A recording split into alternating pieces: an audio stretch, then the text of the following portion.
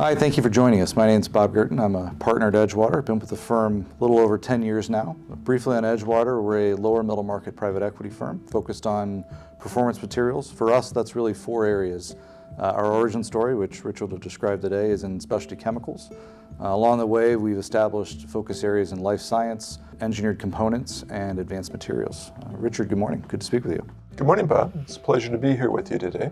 As a firm, we have strong credentials in history and your background in chemicals, but we've found really three other market segments that have similar qualities in life science, the industrial market, engineered components, and then advanced materials. That's right. And today we have approximately a dozen criteria that we use for evaluating what is an Edgewater deal. Those all came out of our specialty chemical practice, but we apply them uniformly over all business opportunities that we look at today. We spend a lot of time internally talking about and contrasting commodities versus specialties. Could you maybe discuss a little bit, how do we think about that? How do we approach it? Commodities typically perform over a cycle. As an example, some commodities cycles may be 8 years, and 6 of the years you're barely breaking even, or you're experiencing low gross margins, sub 20%. And then you get 2 or 3 years where supply may be constrained, demand has increased dramatically, and supply-demand dynamics force the margins up rather significantly, and a commodity business can look very attractive. Now, let's talk about the distinctions between the two. In commodity chemicals, the chemical is sold for what it is. It's sold on a specification, and it typically is a large component cost in the customer's end product. In specialty chemicals, they're really sold for what they do. They provide a solution to a problem, okay?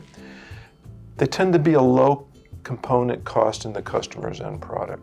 So a specialty chemical salesman will come in, understand the need, understand the problem, and knowing the capabilities of their organization, they'll work internally to come up with a solution. And that salesperson will work to figure out, what is the value proposition? How much value does this bring to the customer? And in a specialty chemical or performance material business, part of the art is figuring out, well, how much of that value proposition am I entitled to? And once you figure that out, then you capture it through the pricing mechanism. And that's typically why specialty chemical companies or performance material companies have superior gross margins. I'm hearing themes of being customer-centric, solution-oriented. These are an enabling attribute of an end product. Maybe one of the things we also talk about the cultural dynamic of when I work in a commodity business, how I think, the mentality versus maybe in a specialty, that there are different objectives, different approaches. Tough to have both under one roof. Yeah, in commodity chemicals, your investment is not to make new products. Your investment is to maintain and improve the yield and productivity of your operation. What you're ultimately trying to do is be the high quality, low cost producer. There's just so much pressure on getting costs down. In a commodity business, you strive to be the low cost producer. That is not the case in specialty chemicals.